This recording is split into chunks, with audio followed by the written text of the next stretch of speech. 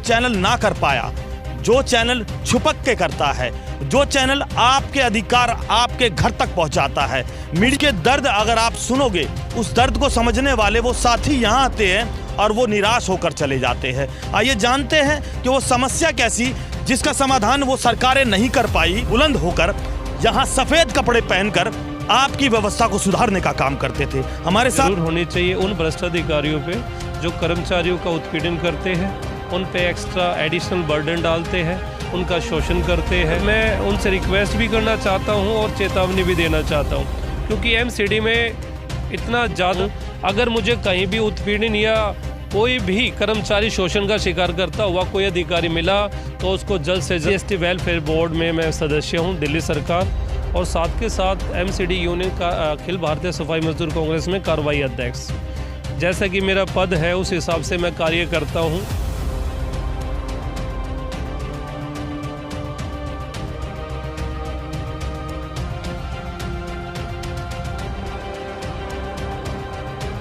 शोषण का शिकार बनाया उस अधिकारी को मैं छोड़ूंगा नहीं, उसको सस्पेंड कराऊंगा और मैं वादा करता हूं। नमस्कार साथियों, मैं आपका दोस्त, आपका भाई, आपका हमदर्द, आपके दिल की आवाज़ सुनने वाला पक्ष न्यूज़ से। जैसे कि आप जानते हैं कि हम सिर्फ मुद्दों पर बात करते हैं, समस्याओं पर बात करते हैं, वो समस्या जो हटने का नाम नहीं लेती, वो भ्रष्टाचार जो पार्टियां हमेशा बड़े बड़े वादे कर कर हटाने का काम करती है। मैं आज सिविक सेंटर, जो कि आप देख रहे होगे, मेरे पीछे आप देख रहे होगे, ये वही दिल्ली है जो दिल्ली को साफ सुथरा बनाना चाहती है। भ्रष्टाचार को मुक्त करवाने वाले सभी अधिकारी यहीं पर बैठते हैं। दिल्ली के सिविक सेंटर में बैठने वाले अधिकारियों से आज पक्ष न्यूज़ मिलने आया था। अगर यहाँ कुछ ऐसे साथी मिले जिसने आपके जज्बे को सलाम किया है, वो जज्बे को सलाम किया है जो कोई चैनल ना कर पाया, जो चैनल छुपक के करता है, जो चैनल आपके अधिकार आपके घर तक पहुँचाता है। मीडिया और पत्रकारों का मतलब क्या होता है? वो पत्रकार देश की व्यवस्था को सुधारने का काम करते हैं। वही व्यवस्था को सुधारने के लिए पक्ष न्यूज़ ने ठानी है। तो आइए अब मिलते हैं उन साथी से जो पीड़ित समाज, दर्द भरा हुआ है उस समाज में, वो दर्द बयां नहीं करना जानते, उसके दर्द अगर आप सुनोगे, उस दर्द को समझने वाले वो साथी यहाँ आते हैं और वो निराश होकर चले जाते हैं। आइए जानते हैं कि वो समस्या कैसी जिसका समाधान वो सरकारें नहीं कर पाई, जिन सरकारों ने जिम्मेदारी इस देश की व्यवस्था और गरीब, मजबूर और जो वंचित थे उनकी आवाज़ बुलंद होकर यहाँ सफ़ेद कपड़े पहनकर आपकी व्यवस्था को सुधारने का काम करते थे। हमारे साथ हमारे आदरणीय रवि दुग्गल जी है, जो समस्याओं पर बहुत अच्छी तरह नट कसते हैं। रवि जी, पूरा परिचय देकर समाज सुधार करने वाली जो बातें 2012 में यहाँ से उठी थी, उन बातों पर किस तरह संज्ञान लेंगे आप लोग, कुछ बताएंगे? सबसे पहले तो मैं पक्ष न्यूज़ का धन्यवाद करता हूँ कि वो आज एमसीडी मुख्यालय पे आए और एमसीडी कर्मचारियों का जो दर्द है वो बयां करने का हमें मौका दिया, क्योंकि मीडिया एक ऐसा माध्यम है कि मीडिया के माध्यम से ही हम अपना जो मैसेज, संदेश जो है दिल्ली वासियों को दे सकते हैं, अधिकारियों को भी और अपने कर्मचारी भाई बहनों को भी। तो सबसे पहले तो आपके जो पक्ष न्यूज़ का मैं धन्यवाद करता हूं कि आज एमसीडी मुख्यालय सिविक सेंटर पे वो आए। तो मेरा परिचय है, मैं रवि दुग्गल और SC/ST वेलफेयर बोर्ड में मैं सदस्य हूँ, दिल्ली सरकार, और साथ के साथ एमसीडी यूनियन का अखिल भारतीय सफाई मजदूर कांग्रेस में कार्रवाई अध्यक्ष, जैसा कि मेरा पद है उस हिसाब से मैं कार्य करता हूं।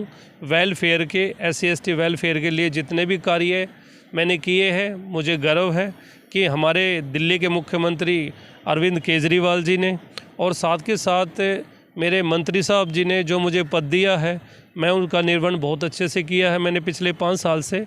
और आज मैं, क्योंकि आज बहुत ही विशेष दिन है, धन्यवाद करना चाहूँगा माननीय सुप्रीम कोर्ट का, जिन्होंने आज दिल्ली सरकार को फुल फ्लैश जो पावर दी है, तहे दिल से मैं उनको धन्यवाद देना चाहूँगा। अब मुझे लगता है कि कार्य जो है, जितने भी दिल्ली के पेंडिंग कार्य है, चाहे वो दिल्ली सरकार की फाइलें हो या फिर एमसीडी एम्प्लॉइयों की जो समस्याएं हैं, क्योंकि एमसीडी में मेयर हमारा आम आदमी पार्टी का ऑनरेबल शैली ओबराय जी जो है वो आ चुकी है। मुझे उम्मीद है कि एमसीडी एम्प्लॉइज़ के जो संस्था कर्मचारी भाई बहन हैं या अदर जो एमसीडी एम्प्लॉई हैं, इन सब के कार्य जो है, मुझे ऐसा लगता है सुचारू रूप से और सही ढंग से और सही समय पे वो होने जा रहे हैं। लेकिन साथ के साथ मैं दुख बयां करना चाहूँगा, क्योंकि मेरे पास जो दिल्ली के बहुत सारे संस्था कर्मचारी भाई बहन आए, उन्होंने अपना दर्द बयां किया उनकी जो हालत है बहुत ज़्यादा दयनीय है, जिसको सुन के मुझे बड़ा ही दुख हुआ कि कैसी कैसी यातनाएं, कैसा कैसा उत्पीड़न, कैसा शोषण ये हमारे संस्था कर्मचारी भाई बहन झेल रहे हैं। जब उन्होंने समस्याएं बताई तो बहुत ज़्यादा ठेस दिल को पहुंची, क्योंकि 2014 तक मैंने हमारे एमसीडी के कर्मचारी भाई बहनों के लिए दिन रात काम किया है। 2015 में ही मैं वेलफेयर बोर्ड में आया हूं और पिछले 5 साल में लगातार दिल्ली सरकार के वेलफेयर जो विभाग मुझे दिया गया उसमें मैंने काम भी किया है। अब एमसीडी में मुझे जम के काम करना अपने संस्था कर्मचारी भाई बहनों के लिए, क्योंकि उनका जो दुख है जो उन्होंने बयां किया वो तो वाकई में अनबियरेबल है, सहनीय है। बहुत ज़्यादा मुझे दुख हुआ, क्योंकि समस्या एक नहीं है। 24 वर्ष से हिंदुस्तान का कोई ऐसा डिपार्टमेंट नहीं है जहाँ पे इस तरह की जो प्रॉब्लम फेस कर रहे हो कर्मचारी, 24-25 साल से कच्चे कर्मचारी, वो आज तक सफाई नहीं किए गए हैं। मेडिकल कैशलेस एक ऐसी ज़रूरत है, क्योंकि संस्था से संबंधित काम है संस्था कर्मचारी का। वो पता नहीं कितनी, जैसे कोविड में हमारे संस्था कर्मचारियों ने एक योद्धा बन के काम किया, दिल्ली को साफ़ सुथरा रखा, कितनी गंदगी उन्होंने ख़त्म की। क्योंकि जो बीमारियों का जो एक पूरा का पूरा एक बिल्डअप जो बीमारी होती है, जो बीमारी आती है वो गंदगी से आती है, और गंदगी को साफ़ कौन करता है? संस्था कर्मचारी। तो ये भी किसी योद्धा से कम नहीं है। संस्था कर्मचारी भी हमारा एक ऐसा सैनिक है जो पूरी दिल्ली, पूरे हिंदुस्तान की सफाई रखता है। तो हमारा सरकारों का या नगर निगम का फ़र्ज़ बनता है कि उनके स्वास्थ्य का भी ध्यान रखा जाए, उनके भी मूलभूत ज़रूरतों का ध्यान रखा जाइए, उनके वेतन का ध्यान रखा जाइए, मतलब कि हर चीज़ का उनका हमें ध्यान रखना चाहिए। लेकिन इसके विपरीत हो रहा है काम। ना तो उनको समय पर सैलरी मिल पा रही है, मेडिकल कैश लॉस से आज तक वो मुहिम जो है वो पेंडिंग पड़ी है, वो उनको मिले नहीं है मेडिकल कैशलेस कार्ड।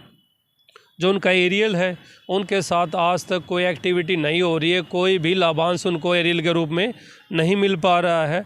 साथ के साथ जो ईपीएफ का नया स्कैम जो हमारे सामने आया है कि 2016 में जो ईपीएफ लागू किया गया था और आज 2023 में जो था मेरे ख्याल में 1100 से शुरू हुआ था, आज 2000 से ज़्यादा ईपीएफ डिडक्ट होता है कच्चे कर्मचारी का।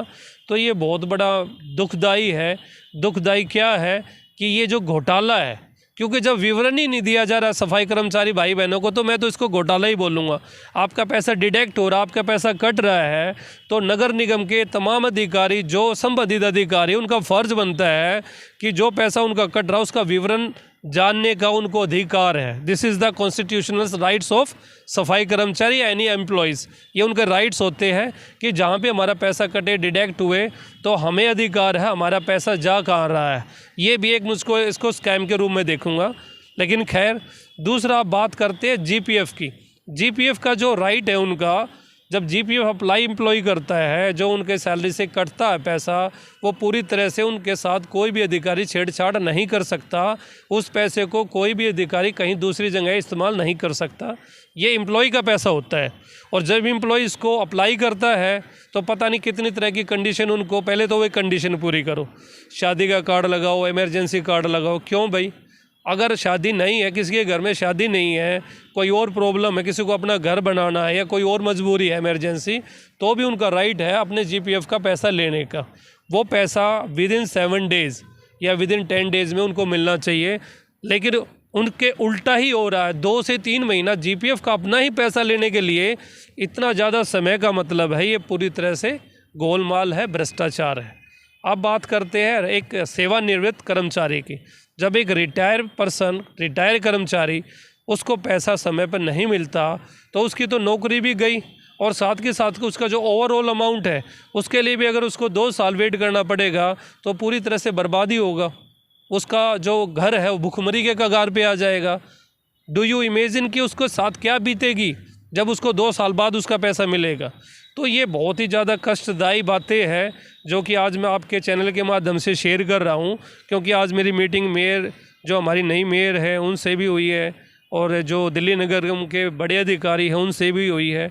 इस तरह की जो हमारे सफाई कर्मचारी भाई बहन यातनाएं झेल रहे हैं, शोषण झेल रहे हैं, उनको बर्दाश्त नहीं किया जाएगा। हमारी नई सरकार, जो नई हमारी आम आदमी पार्टी की सरकार जो एमसीडी में आई है, मुझे ऐसी उम्मीद है कि अब एमसीडी एम्प्लॉयज़ के जितनी भी समस्याएं हैं जो पिछले 20 सालों से है, उनको उनका समाधान आने का अब समय आ गया है, ऐसी मैं उम्मीद करता हूँ और रिक्वेस्ट करता हूँ रिस्पेक्टेड सीएम साहब अरविंद केजरीवाल जी से, दिल्ली की नवनियुक्त मेयर शैली ओबराई जी से, दिल्ली के कमिश्नर ज्ञानेश भारती जी से कि एमसीडी की कर्मचारियों की, संस्था कर्मचारी भाई बहनों की जितनी भी लाभांश है, जितने भी अधिकार है, उनको समय पे दिया जाए, ताकि वो बेचारे पहले ही बहुत सारी यातनाएं झेल रहे हैं, उनको इन समस्याओं से, इन उत्पीड़न से उनको हम बाहर निकाल सके। ये हमारी बहुत बड़ी जीत होगी।